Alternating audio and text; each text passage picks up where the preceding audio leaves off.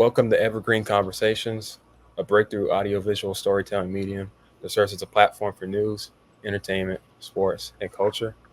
My name is Freddrell Green, and today we will be doing our inaugural Black Student Forum on the fifth episode of Evergreen Conversations, talking about the incoming 2024 presidential election and all of the various breaking news surrounding it. And today we have as my guest Kelsie Tillage from Baton Rouge, Louisiana. Got it right this time. Hoyt Jackson from Houston, Texas, and Solana Escoffery from Florida. Um, so I want to start off this interview first by talking about what your reaction was to Vice President Kamala Harris announcing, or not announcing, but President Joe Biden stepping down and Vice President Kamala Harris being the new presumptive or de facto nominee in this election, something that a lot of people didn't expect to happen. I'll start with you, Solana. Okay, so I'll honestly, I was just not even on the news. I literally was just, I think I was making something to eat, and my stepdad, he walked into the kitchen and he was like, "Oh, did you see that Joe Biden stepped down?" And I was like, "Step down from what? Like, what are we talking about?" And he put on the news on the TV, and Joe Biden, he released his letter, and I just didn't know how to feel. I kind of felt kind of hopeless in a way. I know a lot of people were kind of on him because they just felt like he wasn't fit to go into this election this time. And with everything that was happening with Trump, like everyone just kind of was feeling a little scared, especially me. And then news later came out that Kamala, might have been a pick. And that gave me hope, minus the fact that I know a lot of people kind of have their views on her. And especially, being a Black woman in politics, like that's, bound to happen. People are going to doubt you. But like I said, it gave me hope because I'm also kind of like the same, like ethnic and racial background as her. She's Jamaican, my family's Jamaican, and not only is she Jamaican, she's also South Asian, which that's also in my family too. So as a woman that's studying politics and political science and wanting to go into government, wanting to be in a role that's similar to that, it was just very like, it just made me very like, my heart kind of warm in a way. I don't know if that makes sense, but it gave me hope. And then it was Right, just, I could say, like, it was very hopeful, a hopeful right. moment. That same sense of hope I've been noticing on the news. A lot of different people have been echoing that same feeling. A lot of people they talk about how on the news now that a lot of different people who weren't even planning on voting are now going to because Kamala Harris is now jumping onto the scene in a sense, even though she's been doing the work. It's just people haven't been putting a spotlight on her. But AJ, what's your reaction to all this, man? Yeah, well, I was actually in office downtown working on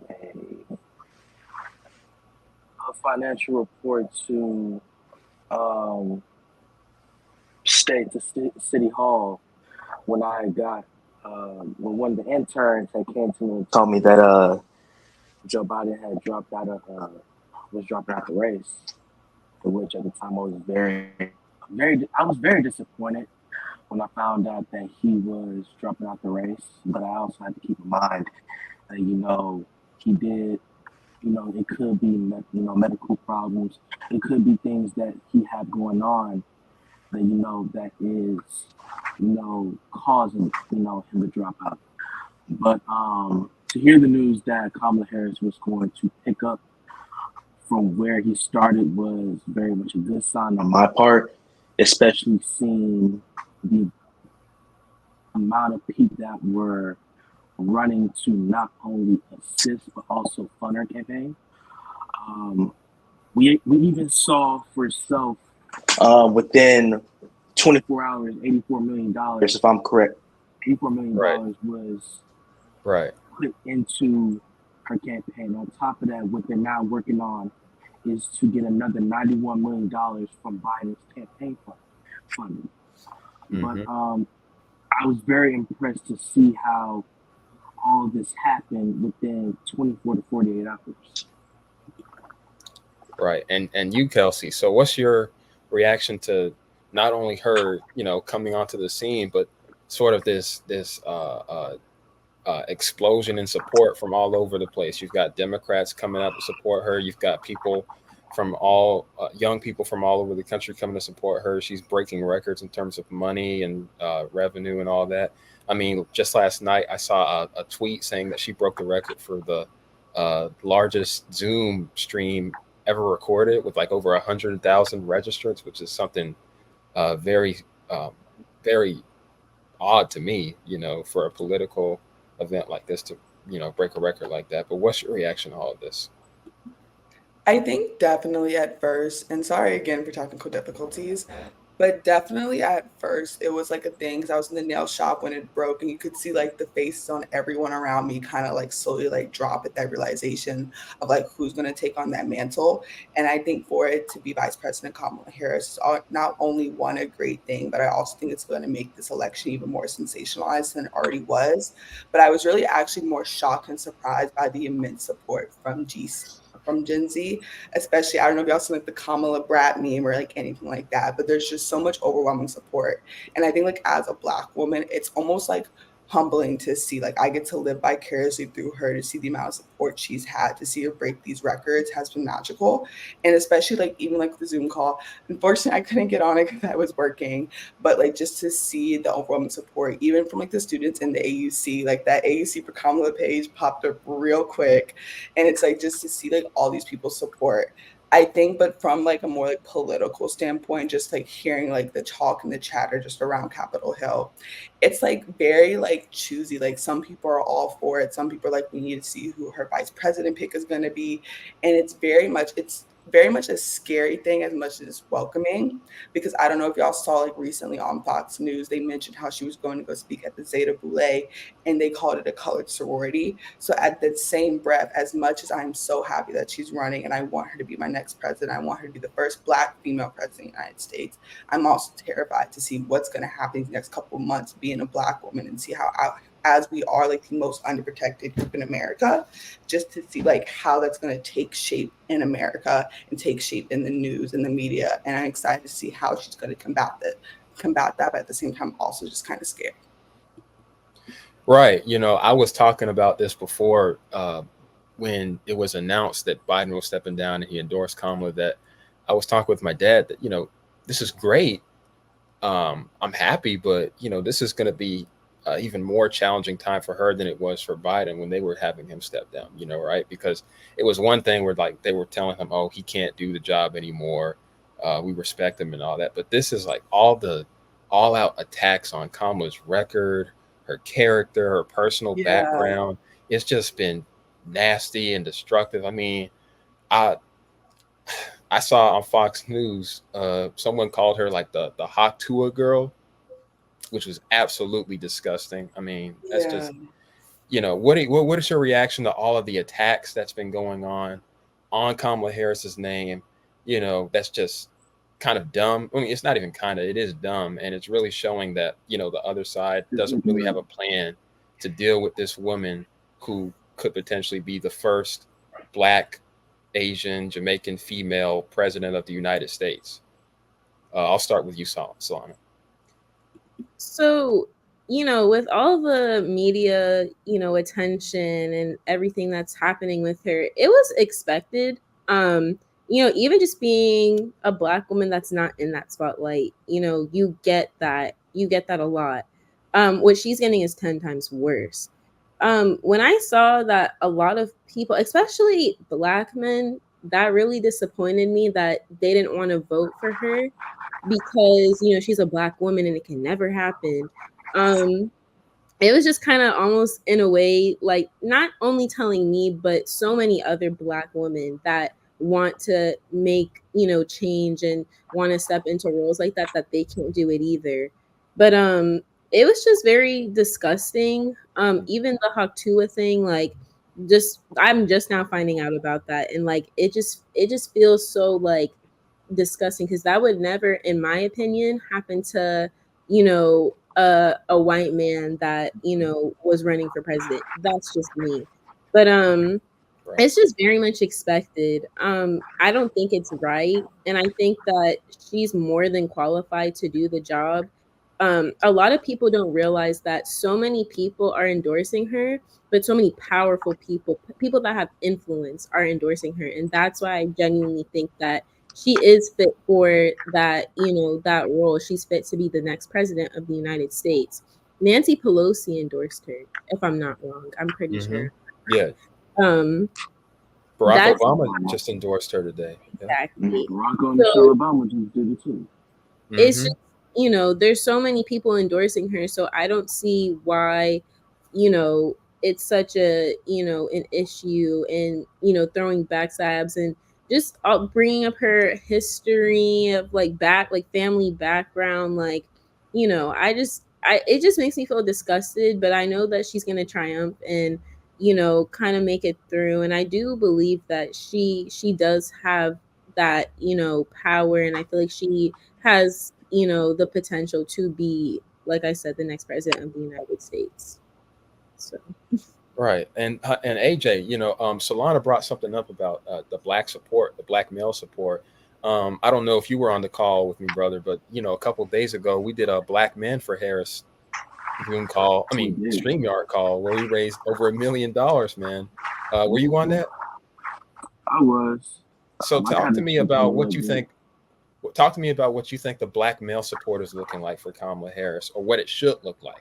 What do we as black men need to do to support our sister and all of our other sisters, but our sister in helping her get to the White House and keeping the orange man out of the office. To even answer the question, we have to also realize that number one, the black community is split at this current moment. Because we have one side that wants to vote for Trump and have these different ideals that at times don't make any sense. And then we have people who are voting for Kamala Harris because of the fact that they're trying to stay out of or don't want Project 2025 to come to fruition. Um, the thing for what black men can do is go out and tell other brothers to vote, but also keep an open mind when they vote. When they vote to make sure that their kids get an education, that um, the things that happen for them um, in a positive manner happen. I think that, and steering back to the question, because even I had to tell my father that, because he's heavily Republican, I had to tell my father at one point, that you can't sit here and not everything. We don't have to agree upon everything, but we can both agree that if you vote for Trump, you know, what is it going to look like for your daughter? What is it going to look like for my little sister to go through a school system or some type of education where there's no department funding or backing it? So, all I told him is that he has to vote. That goes for everyone, every black man out there, whether they like it or not. Vote. Voting matters. Your voice matters. And if you don't use your voice, then we're automatically allowing Trump to be in office by not just voting. Right. And the thing about it, Kelsey, that people don't understand is people like Donald Trump, they don't care if people like us go out to vote. If anything, it hurts. It helps them more if people like us don't show up, because it's one thing when you have this overlining this underlining support for him, but it's like he has his base. He just needs the other people to not to show up. But what's your reaction to all the attacks on Kamala Harris, and what do you need to see? What would you want to see from us, from black men, and even black women as well, or even other females as well? What kind of support do you want to see for Kamala Harris as a voter? I think touching a little bit on like what AJ said, definitely about like detaching yourself from the vote. Like it might not personally affect you, but it will affect your daughters, it will affect your sister, it will affect your future girlfriend, your wife, like things of that nature. I think that's one of the biggest things. Because I think one of the biggest things I've been hearing thrown around is like taxes, money. Well, it's not like my issue or I don't like understand. And then it's like, oh, Abortion. okay, well, let's break it down. Like, what if that affects me? Roe versus Wade being overturned in states and being from Louisiana, a place where it's like a 6 week abortion ban, where you don't even know that you're pregnant until after those 6 weeks, and then you're stuck with it. And like things like Project 2025, where they want to make it illegal to travel across state lines. Like, what if something were to happen where that conception was not consensual? So it's like one of those big things where it's like you almost have to vote for the good of America. And even if you don't like Kamala's policies or anything of that nature, and you're like, okay, I guess I agree with what Trump is saying. It's that thing of like we need America to be stable for 4 more years before we can get our election under control, before we can get the sensationalized politics under control. So I think that's a big thing. And I like what AJ said is that like we need men to vote, we need black men to vote, we need black men to vote and protect our black women. Like we need men to vote and protect women, period. So I think that's a big thing. And just in response to like the attacks, like it's terrible. It's gruesome. Like I'm scared. Like I was telling my office, I'm like, I go to Spelman College, the #1 women's HBCU.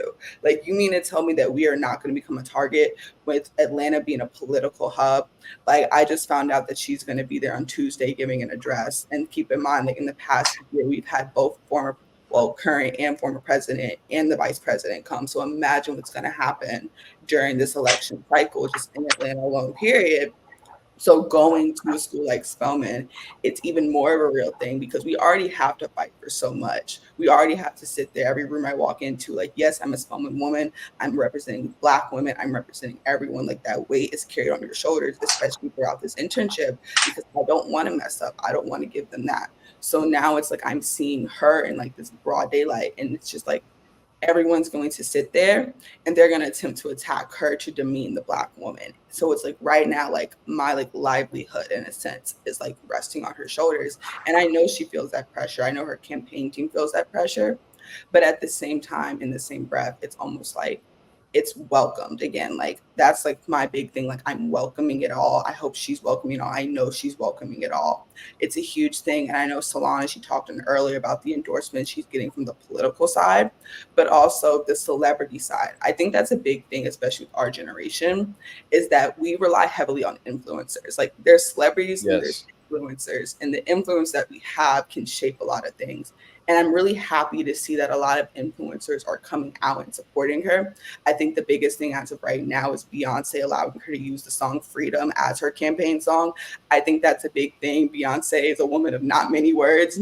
She doesn't like to release albums when people ask. So it's like a thing to see that that's like a big wave of support and a big movement. And a lot of times, and you're starting to see other people come out against Trump. I know Jennifer Aniston, I think, she was on Friends. So if everyone knows what I'm talking about, do not know which Jennifer she is. Mm-hmm. But she just came out attacking JD Vance for his comment that he made talking about like Kamala is an old crazy cat lady, which Mm-hmm. just because a woman chooses to not have kids doesn't mean she's old, doesn't mean she's crazy. Like, first of all, what if she likes cats? Like, okay, like she has stepchildren that she probably loves, that well, not she does love and adore. So I Mm-hmm. think that's like such a huge thing now. It's seeing like the celebrity endorsement, again, the Gen Z like brand deals in a sense, like the Kamala Brat meme. They're saying all this extra stuff. Like you're seeing like these montage video edits. Like we're hyping her up to this level of not like the orange Jesus level type that's going on the conservative side, which is not Republican or conservative. I want to make that very clear. But Right. we're seeing it more so in a way that we're supporting her for who she is and what she can do and prevent for this country. I know we're hearing a lot about she's about to be the prosecutor, about to prosecute the election, she's about to prosecute the felon, and I full blown welcome it. Exactly. I welcome it too because it's finally time somebody put uh that old that old man on notice. Because Wholeheartedly. wholeheartedly, brother. I want to like touch back on something that was brought up earlier about the insults and Hmm. negativity and the misinformation about what Kamala Harris has done. There was, for some reason, when I look through these social media apps. There was this one video where someone had said that she prosecuted thousands of black men. But my thing is that she prosecuted, in most of these cases, were 45 cases, and she pushed for these programs to get these people back on the street with Right. jobs, not only jobs, but also opportunities to clean their record, not only clean their record, but also get themselves together Exactly. financially. And to further that point, brother, I was listening, and there's apparently some data out there that shows that people talk about it was 45 convictions of black people. There's no data that shows that it was even black people. They don't even know who the race was. That's the thing. They say that it was black people, but they don't even have the data to prove that. So all this misinformation and disinformation is coming out about Kamala Harris's record, and people don't know what they're talking about, quite frankly. I think even in that same breath, though, when we talk about the exonerated five, or better known, or formerly known as the Central Park Five, it's like he was calling for their heads. Like, I think especially when people try to like pin her against like black women without having like, I mean, black men without having like actual proof. Like, you have a guy who's like actively went after black men and is using also other black men and rappers to further like hype him up. Like, he literally said like black jobs. Like, he is not saying black jobs as vice president of the United States. He's saying black jobs are your janitorial staff, which is never a bad thing to be a janitorial staff. But like, he's like not saying like black jobs are the future executives and things of that nature. Like, you have this man that's constantly like dragged down black people, black men, put them in a criminal aspect, criminal light. And however, like, people hold on to this one thing to demonize VP Harris for the sole thing of something that's not even true, which I think it goes back to like what AJ was saying about like the misinformation, what you were saying, that like misinformation runs rampant. And it's one of the things that with social media and platforms like TikTok and Instagram, where that misinformation in this election, it's what he thrives off of. He thrives off of no one paying attention to the fact checks, people believing the fact checks are wrong. Like we saw in his debate with President Biden, that like all of his facts were wrong. They weren't correct. They talk about the economy's better now. Like, they talk about all these things.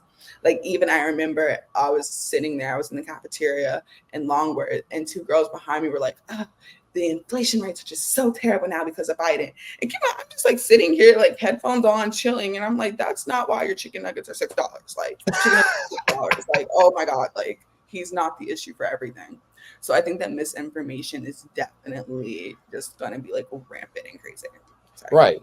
And I want to speak on, because I'm hearing all this eloquent information from all of my young brothers and sisters in the room right now, and I hear you, and I think about what the adults are talking about. And they talk about how disengaged we are in all this.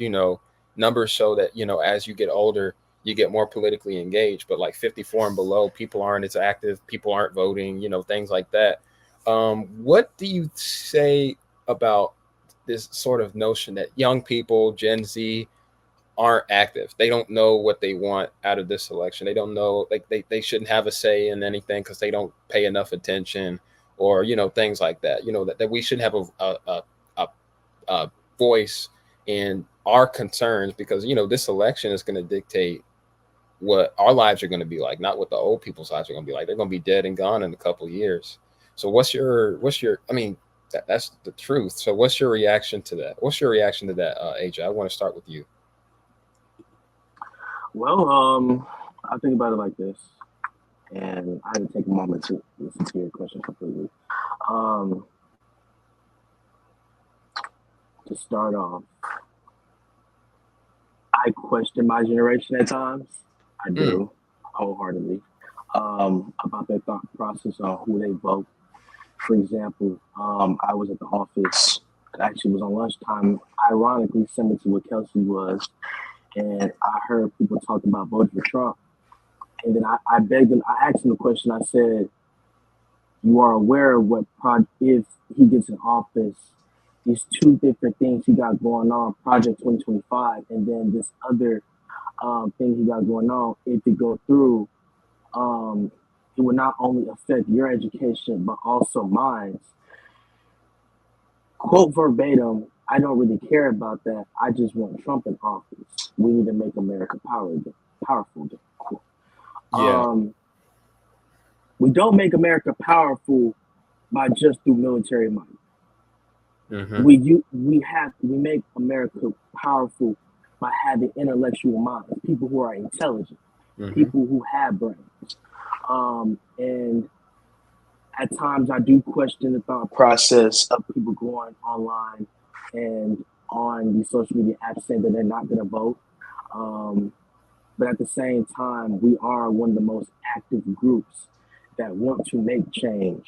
Right. And Right. we've been trying to make change for a long time now. Prime Exactly. examples with, the Palestine protests, things of these are it's just one major example.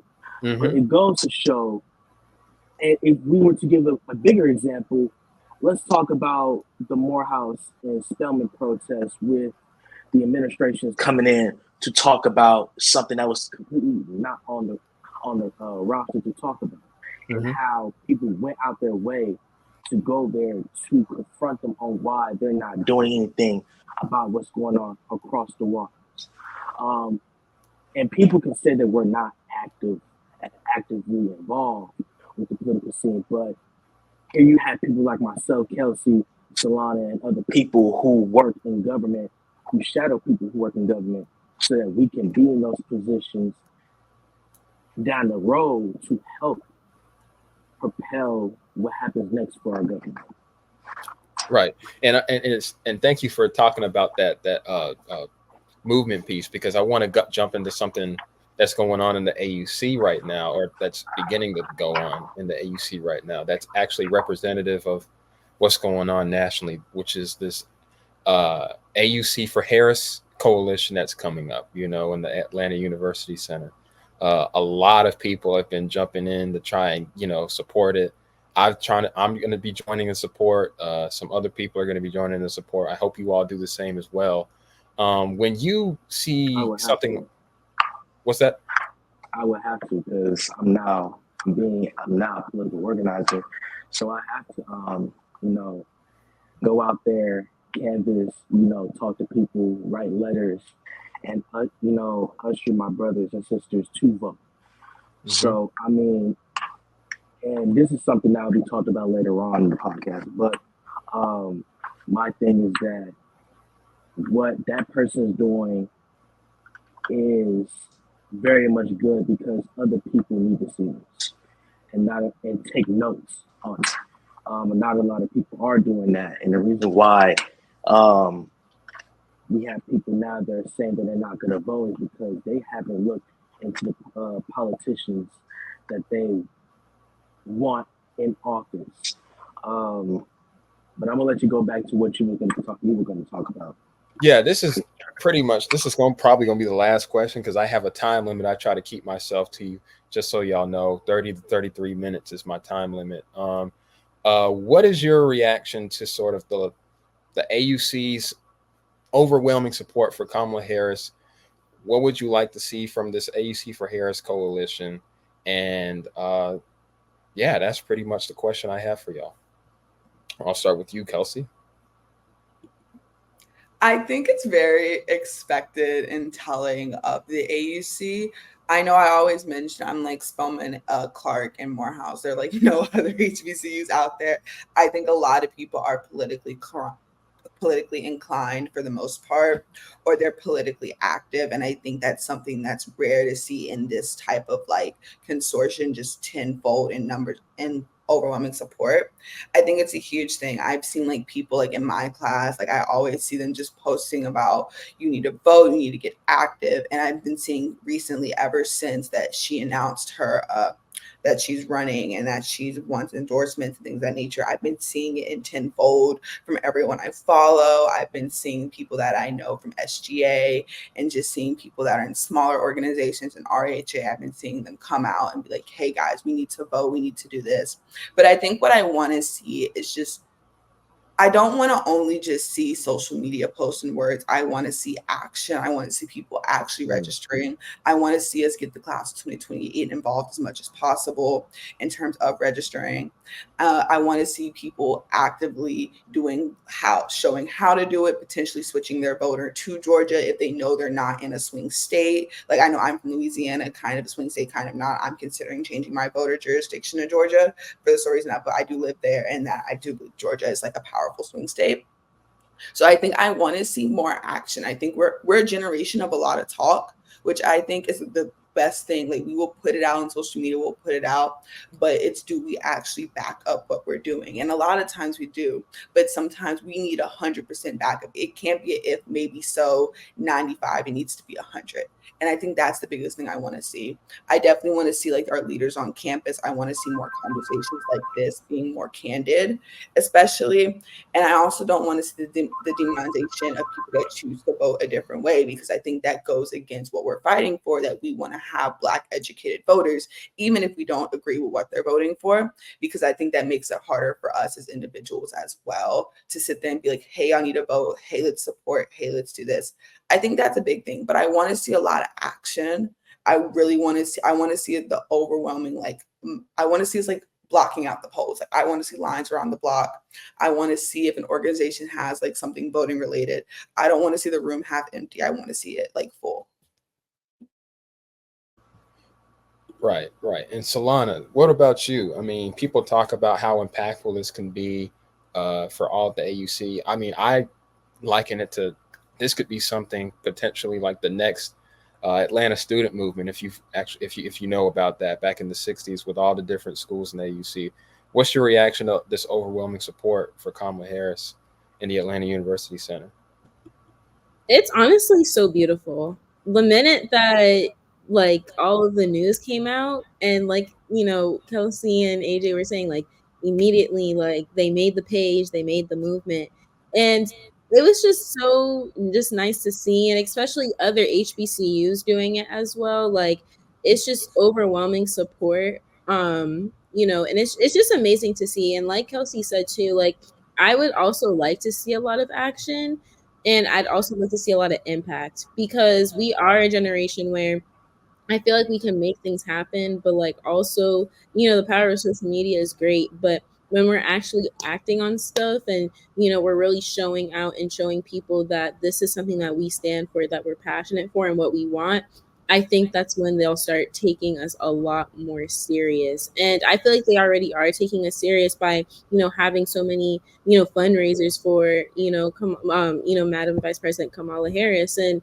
it's just, there's a lot of, stuff that's happening already with the AUC, and a lot of people are contributing ideas, and saying how certain organizations can help support this, and I just think it's beautiful. And even with the class of 28 coming in, which is something that I'm personally working on with a lot of other individuals, trying to make sure that, they're welcomed in the AUC, but also kind of letting them, learn more about voters education, and, how having the right to vote is, such a privilege. But, especially with this election coming up, being more aware and kind of realizing that, in my eyes, in my opinion, that Kamala Harris is really, our best vote right now.